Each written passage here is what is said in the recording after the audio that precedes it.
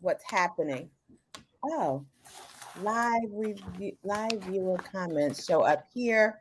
Okay, so you told me about the private chat. That's me and you, and then comments from the group. Well, not sure who is out there watching this podcast. But nonetheless, I am your host, Dr. Sean Council Esquire. We're supposed to start at 10 o'clock, but we are here. I'm here with my wonderful new guest, Dr. Lisa Collins, and she's going to tell us all about her journey to become a filmmaker. And I'm hoping that all of you will enjoy this particular episode just as much as I've enjoyed meeting Dr. Collins and talking to her over the last week and a half. So let me get going here with the podcast. It's too early, but at least we'll know if it's going. Listen in as business experts reveal the how, the when, and the why of business, and they will share their secrets to success and profitability. Today's host is Dr. Sean Council Esquire, coming to you live on the True Honest Talk Show. So, please do me a favor and tell everybody about this podcast. Now it's showtime. So, come on, let's go.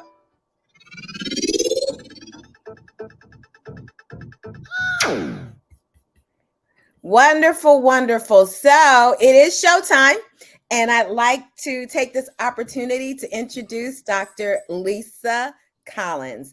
Good morning, Dr. Collins. How are you today? Good morning. Good morning, Sean. Thank you for having me on your show. Yes, thank you for agreeing to be my host on the True Honest Talk Show. And Dr. Collins, I want you to tell us a little bit about yourself so that the audience gets to know you and all of your great accomplishments. Well, thank you, Sean. I am a longtime educator. I'm an assistant professor currently and a small business owner. And things that I work on is I work on helping businesses and organizations with equity, with racial healing, with challenges that may come up in an organization. And during COVID, one of my plays, I've had plays produced in New York. I've had plays produced here where I live in Portland, Oregon. And because of COVID, one of my plays became a short film, which has been in several film festivals, and it centers on racial dynamics and racial awareness. Okay, wonderful, wonderful. And so you are a professor and you teach what exactly? I teach educational leadership.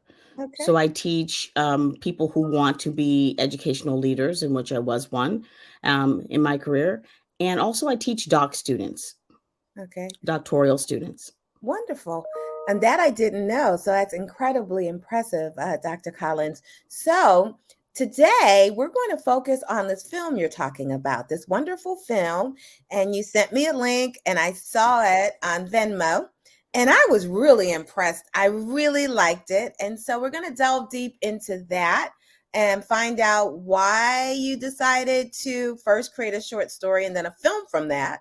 And what was the impetus for scripting that particular screenplay and play? So you're a playwright too. I didn't know that. So tell us about the movie. Why don't you tell us the name first of the movie? The name of the movie is Be Careful What You Ask For. It has been in the Portland Fertile Ground Virtual. It's been in the Pacific Northwest Multicultural. It's in the Portland. It has been around, and I'm very proud of it. It is a short film. It's 20 minutes of a husband and wife having a cup of coffee and talking about the state of the nation. It's a European American couple having a cup of coffee. Okay. And so why did you feel it was important to write about the dynamics that happened between this couple in the morning outside? It was so beautiful. It's very scenic. I'm not quite sure why you filmed it there and whose house that was, or what happened, but why there? Where did the the screenplay obviously took place differently than the set when you had it as a play. But why that scene? Why there? Well, it was originally written for inside, Okay. but it was during COVID. Okay. And we needed to film it outside, and it's literally filmed across the street of my neighbor's house, Chris. Ah, She had beautiful, a nice deck, house, backyard, nice and backyard. yeah, it's a beautiful, and it Yes, also fits the demographic of this upper middle European American couple outside having coffee, yes. reading the paper, talking about how Sitting the on the city deck, is just not chilling. quite that's right, not quite what they think it should be. So, without telling the audience exactly what the movie is about, and then they'll be mad at me and say, "Oh, you're a spoiler." Just tell us a little bit about this whole racial equity healing dynamics that you do, and why you put it in the film. Tell us a little bit about that. I think like I would situate myself as a black mother. And being a black mother, there was a death of a man in Portland, Oregon by the college police. And he lost his life. He was a veteran. His name was Jason Eric Washington. And when I heard the news of Jason's death, which was captured on cell phones and captured um, on the body cam, something in me broke. And so many black deaths just as a mother of black men, you just you cripple, you just like. But that day I sat down and I wrote this piece at once in one it, writing. it took you but 2 hours or something, you said? It did not take a long time. I sat down in the evening, I wrote it, it was over. And it just came out of me. And I think Yes. it was a cry, a motherhood cry. I think it was a Okay. human cry of we have to do better. We can't continue like we are right now. Okay. Okay. Yesterday I had the great fortune of watching Gail King again, and her co-host on they changed it. I think it's the morning show now, or it's CBS in the mornings, and I love that setup, that crew. And it's Black History Month, of course, and there were two African American restaurateurs. That an episode about them, and it was really, really interesting, and I didn't know about them. And so each of them had multiple restaurants in New York City, and they wanted more restaurants. So I was really impressed with them. I'm actually going to contact them and see if they'd like to be guest on my show, because I like them a lot. But one of the things, as a gentleman said, a New Yorker, in his apartment, and that's where they were interviewed, was that you need to own your own. You need to Yes. own your own. And so, as I watched your movie, and I was obviously getting to know you, kind of through your movie, I said to myself, "Oh, she has a production company. Oh, she's a screenwriter." Now I'm saying, "Oh, she's a playwright." What? Oh, she owns her copyright to her content. And what are you doing? You are being an owner. You're owning your stuff. So, explain to me what made you decide that you want, and presumably everything is legally copyrighted, and but you decided that you wanted to own your own production company, and what's the name of it? What made you decide to do that? You know, I'm going to tell you, it was really out of necessity. Okay. The place where I had put the play in that became a film, they asked, "Well, what is your production company?" And I thought, I don't have a production company. And I said, well, if I had one, it would be Family of Color Productions. And my Wow. daughter and I had talked about, my daughter Taylor Johnson, who owns Sisterhood Verb, had talked about, like, but I just wanted family to be centered. And so in the film, everyone in my family has a credit, down to my son who's 11. He has a Mm, credit too. okay. Everyone, the whole family has a credit, and the whole family worked on it. It was a labor of love. It was Wonderful. a labor of love from everyone. And so I wanted to. That's why I have the production company, because they said, "What is your production company?" Okay, so you did it. You came up with one, and I think them asking you is an acknowledgement that you were the owner of that content. So this is the umbrella of that holds up, and keeps all the rain out, but holds up the company and all the content. So that's a beautiful thing. So let's go back to the movie. You said the movie, I mean the movie. It won a lot of awards locally. Can you tell us about some of those awards and when did they happen and a little bit about Sure. It that was in the experience? first place it was in Fertile Ground, which is a play festival here, and that's how it got to be filmed as a film. And then it was in the Manhattan, New York Shorts, and that's in New York. Yes, I Um, saw that.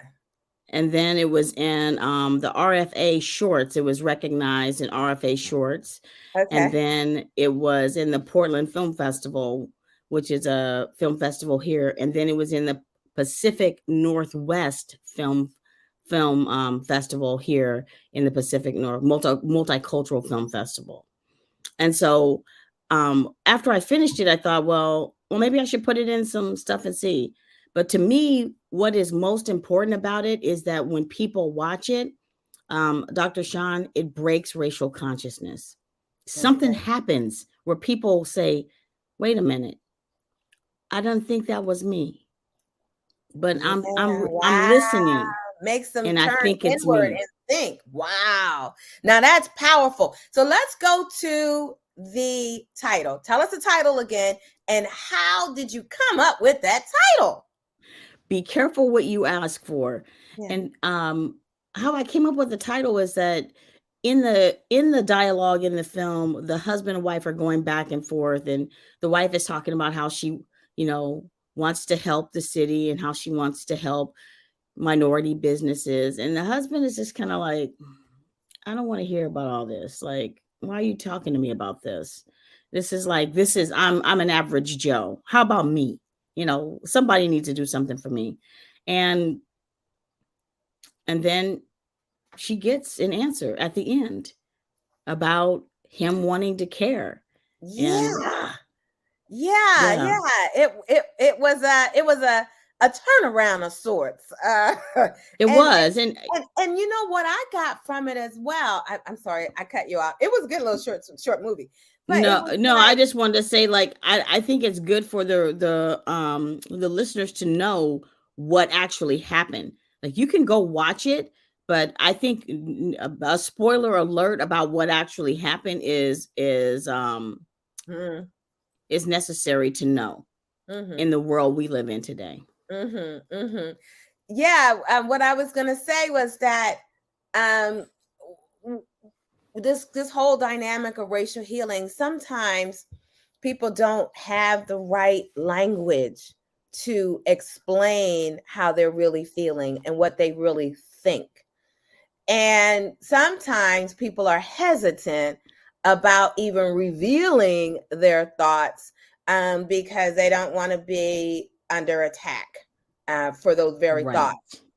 And so you see a lot of that tugging and warring, so to speak, over that cup of coffee in Mhm. the morning. And so it's rather helpful in at least opening up a conversation. And the question could be, do I see any of myself in either one of these characters? Absolutely. That is That's one of the first questions. yeah. And so why don't you tell us why there are only two characters in the movie? Why are there only two, Dr. Collins? Explain that to us. I think that these conversations happen in twos. I think these kind of conversations happen with you and your friend. I think these kind of conversations where you're talking about, our world is a mess and I want to do something about it. So I'm going to send some money to the United Fund or whatever. Like that thing where you put outside of yourself the thing that is really your internal healing. And I Mhm, think that happens in small communities and small groups. And mhm, when the film first came out, when I went to the media night, the first question they asked me is, why are these characters European American? Why are they white? And to me, that was a racist question. Why Really? not? Why are they? Because there is this epistemology in this thought that when I'm talking about race and healing, it's my problem as a Black woman. No, it's our problem as a society. It's not my problem. It's our collective work. And so I took a breath and I answered, because when you look at the screen, all your defenses are down when you see the European American sitting out on there having a cup of coffee. But if it would have been all Black characters, something happens. It's an invisible bias that comes. And that's why people are left just stunned afterwards. They can't imagine that a white man would be crying about Black lives. Why is that amazing to you? We're not human? Why is that amazing to you that someone else would have compassion for a human being? And I think that's the hook of this film. Yeah. I think sometimes in terms of racial healing, we forget about people like the Grimsky sisters who saw, because of their family lineage and what they were born into, who saw the horrors of slavery and then became staunch abolitionists trying to undo some of the travesties. And so there was there was lots of North and South slavery, involuntary servitude, and the horrors that accompanied it. And that's not what this show is about. That we know about that.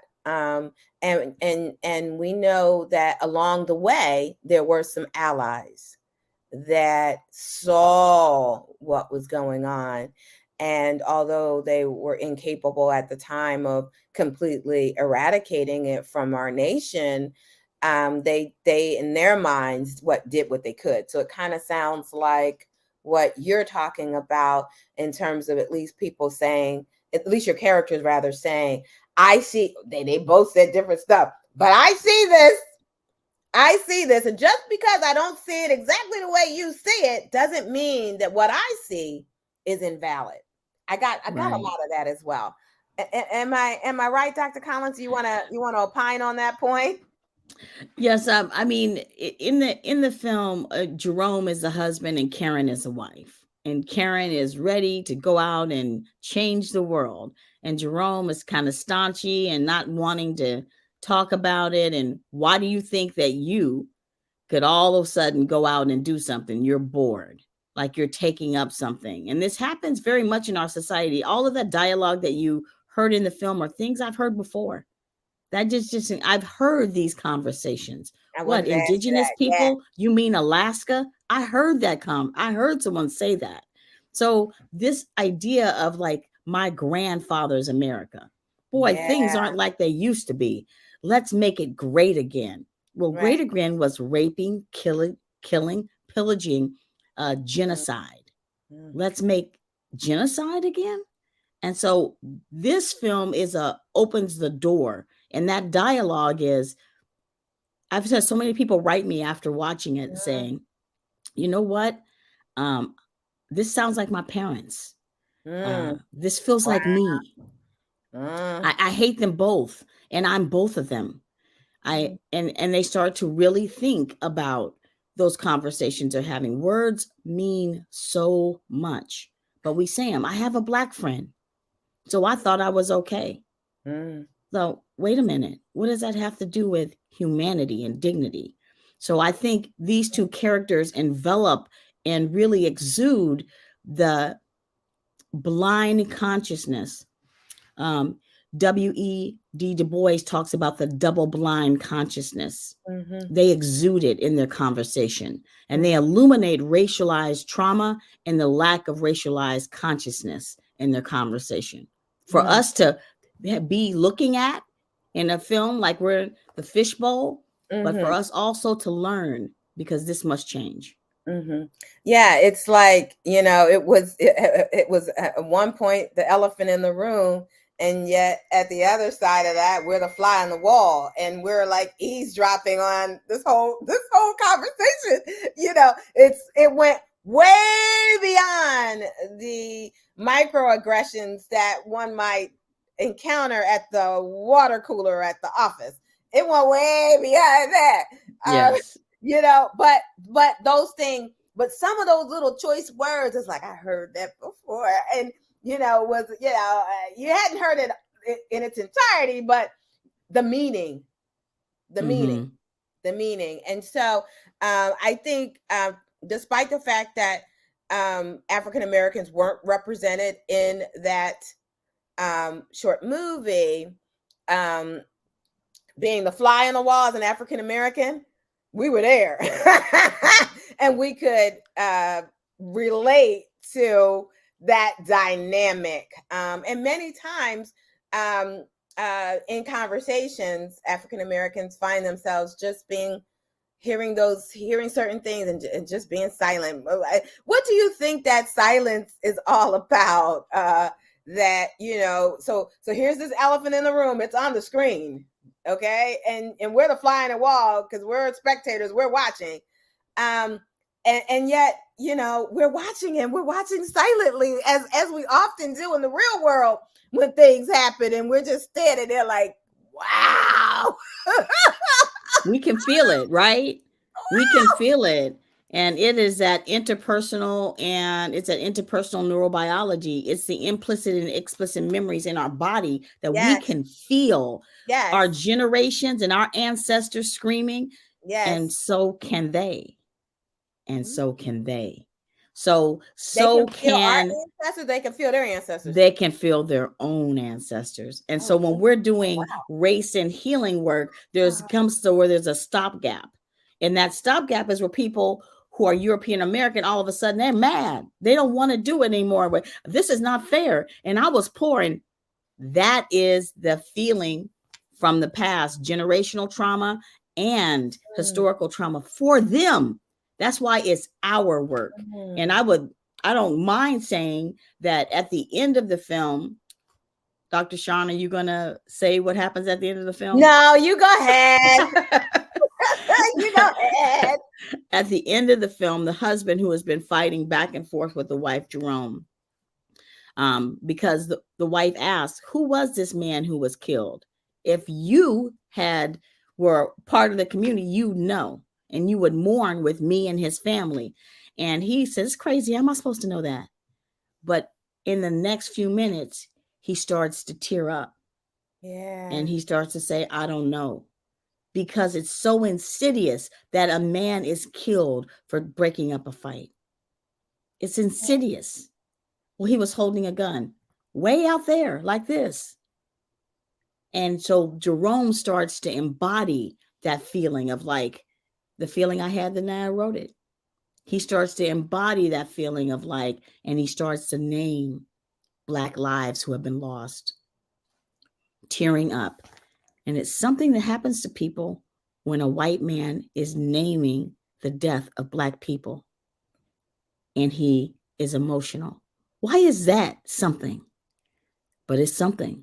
And it happens in this film, and people, they're really quiet. They're quiet, Sean. They're the fly on the wall. Oh, yeah. Very They're quiet. quiet. They're left in silence. So how do you think the movie helps the viewers? Because your audience is diverse. Presumably, at these various showings, you have a wide, a varied audience there: Latinos and African Americans and white people and everybody, Native Americans, everybody, Asian Americans. Yes. I'm assuming everybody's watching this. So how you're a racial healer, right? Isn't that your title? Is that your title? I am a racial healer. So you're a racial healer, right? Okay. So how does watching the movie help the audience? And that's everybody. America is full of all different kinds of people, all different religious backgrounds. Everybody's there watching it. How does the movie, or how do you think the movie helps or advances racial healing? How do you I think I that? I think it happens for everyone who watches it because I have gotten feedback from Yeah. people of color who said it made me think. I had to they had to draw back on themselves and think about their own racial consciousness and epistemology and maybe that flip that screen because of how they have thought. And so it made them pause. We had people who paused because of the relationship between the two. They say, well, he was so mean to her. And why did she put up with that? And so there's the gender Mhm. dynamic and the relationship dynamic. There's the community dynamic. That's what's happening in my community. And how are we handling it? All of those dynamics are in the film. So the film works for everyone who watches it. I think it's like come as you are, and wherever you need, you will get it. Kind of like church. Yeah, it was really interesting and a little scary too, because the dialogue between the characters at some point suggested, which many philosophers have argued, is that America to some degree has some sort of sickness when it comes to race, and they exhibited some sort of, it's almost as if they had some sort of mental illness going on there. The dialogue between them, there was the anger and the emotional imbalance, and then the interplay between them in terms of what they were spewing. It was a lot of spewing and not a lot of listening and not a lot of understanding. um Exactly. and so this kind of uh this kind of situation that plagues America for 250 plus years, um you can see the vestiges of it generationally. Mm-hmm. Like, wow, I can see some people north and south maybe having this conversation about the black man that was lynched down the road, when Absolutely. Emmett We're Till's was, carrying it. and so, and that wasn't too long ago. Right. Yeah. Okay, so I guess we're about to wrap up this episode. Oh yeah, it's 10:24. Is there anything else you'd like to tell our audience about your movie? And my last question is, you're a filmmaker now, and so what's on the horizon for your production company? I'm assuming you want to be like Tyler Perry and have your own studio. It would be awesome to do that. Wow. So yeah, what are your plans for your production company? I'm thinking about another taking one of my plays, another one, and filming it. And then I'm thinking about what's going to come next. Something similar to Be Careful What You Ask For, something that also brings about healing in a way that people don't expect. So Okay. that's what I'm cooking up. And so you said it was a family affair and everybody participated. So does that include the cameraman? Was that a part of your family? Was he a part of your family? He was not a part of my family. He was a good friend, a friend of a friend. But my son, Okay. Julian, was an assistant. So he Okay. was assisting with the camera and the sound. And my son, Robert, is a graphic designer, and he designed the posters Oh, that's and all of the print work that went out. good, And good, my good, good. daughter, Taylor, did the promotion. And my little guy, Andrew, was the slater. And how long did it take you to film? We filmed in one day. And how did you find your actors to help you? Well, my wonderful director, Jennifer Lanier, amazing director. It's the second time that I've worked with her. She cast the film. And she Oh, cast the film because, she knew the content, and she knows who cast Craig and Vanna O'Brien, and they did amazing jobs. oh, wonderful. Wonderful, wonderful. So again, Dr. Collins, we are at the end of this half-hour True Honest talk show. I again thank you so much for being a guest and for sharing all of your wonderful knowledge with us about racial healing and introducing the audience to your your film. Why don't you tell us again the name of the film and where they can watch it? You can watch it on Vimeo. Is that the name of it? It's, you just search. Be careful what you ask for. You can watch it for free at this time, and I encourage people to watch it. You can go to Family of Color Productions and get a talk back, and get a talk back questions. Oh, excellent! So the talk back questions will afford your guests, the viewers, the opportunity to ask questions and to start some sort of conversation about the movie. Is that correct? That's correct. And if they want to, and they want to lean into the conversation a little more, they can go to Coming to the Table, where it's Racial Reconciliation Group. And there's one here in Portland, Oregon, and they're all over the United States. Wonderful, wonderful, wonderful. So it's a wrap, young people out there, young and a little bit older than young, as we all are. I want to thank my wonderful guest, Dr. Lisa Collins, again for sharing all of her wisdom and knowledge with us. And I want all of you to have a wonderful Thursday. Happy Thursday. And I hope to see you all again soon. There'll be another podcast on Monday. I have that guest already lined up for you guys. And so we're going to be taping tomorrow. So thank you very much again, and goodbye. Just wait for the little outro. I made this specially for you guys. Thank you, Dr. Collins. Let me get this going. Thank you, Dr. Sean Council, Esquire.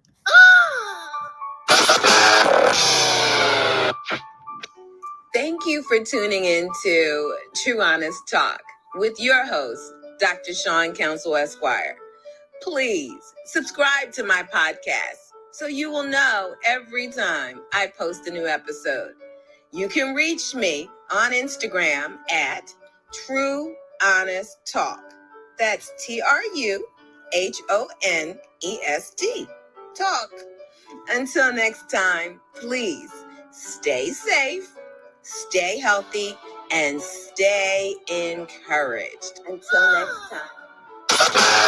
Thank you, Dr. Collins. It's a wrap.